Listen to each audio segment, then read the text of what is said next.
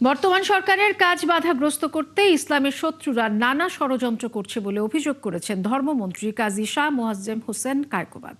ছাত্রদলের আয়োজনে কোরআন তেলাওয়াত প্রতিযোগিতায় অংশ নিয়ে তিনি বলেন, জিয়াউর রহমান ও খালেদা জিয়ার মতো তারেক রহমানও আলেমদের জন্য কাজ করছেন।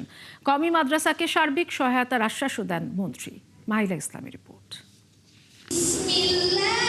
পবিত্র মাহে রমজান উপলক্ষে ছাত্রদলের আয়োজনে এই হিফজুল কোরআন ও কোরআন তেলাওয়াত প্রতিযোগিতার গ্র্যান্ড ফাইনাল।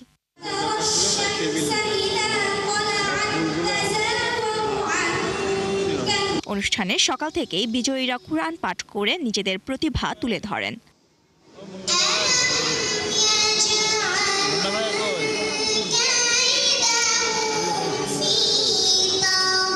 অনুষ্ঠানের আয়োজক ছাত্রদলের সভাপতি রাকিবুল ইসলাম রাকিব বলেন, এখন থেকে শিক্ষামূলক সকল কাজ করবে ছাত্রদল।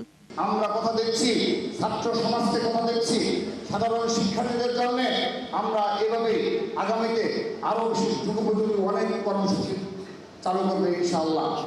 এবং আমরা প্রত্যাশা করছি আমাদের এই যে আয়োজন বিগত সময়ে শুরু হয়েছে এর ধারাবাহিকতা থাকবে। আপনারা নিশ্চয়ই অবগত রয়েছেন, জানেন সবাই, শহীদ রাষ্ট্রপতি জিয়াউর রহমান আমলে এই প্রতিযোগিতা শুরু হয়েছিল। দেশনেত্রী বেগম খালেদা জিয়ার আমলে এটি ধারাবাহিকতা ছিল এবং সর্বশেষ তাদের সুযোগ্য উত্তরসূরি মাননীয় প্রধানমন্ত্রী জনাব তারেক রহমান একক পৃষ্ঠপোষকতায় আমরা ছাত্রদলের আজকের এই হিফজুল কোরআন প্রতিযোগিতার আয়োজন সম্পন্ন করতে পেরেছি। এ সময় বায়তুল মোকাররম জাতীয় মসজিদের খতিব মুফতি আব্দুল মালিক বিশেষ অতিথি বক্তব্যে ইসলাম ও জ্ঞানের চর্চা বাড়ানোর তাগিদ দেন।